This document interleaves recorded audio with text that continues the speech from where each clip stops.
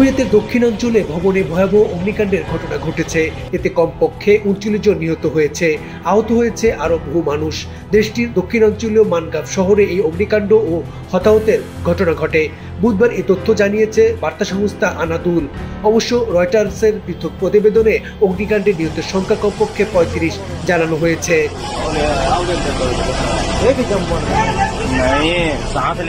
Anadolu বলেছে, কুয়েতের দক্ষিণাঞ্চলে আগুনে নিহতের সংখ্যা বেড়ে কমপক্ষে ৩৯ জনে পৌঁছেছে।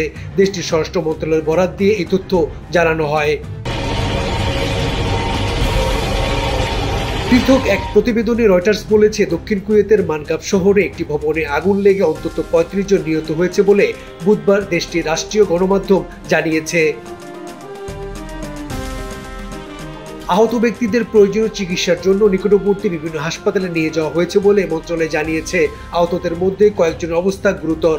এছাড়া অগ্নিকাণ্ডে আহতদের যথাযথ চিকিৎসা সেবা দেওয়ার জন্য মেডিকেল দলগুলো তাদের সর্বোচ্চ চেষ্টা চালাচ্ছে বলেও মন্ত্রণালয় আশ্বস্ত করেছে।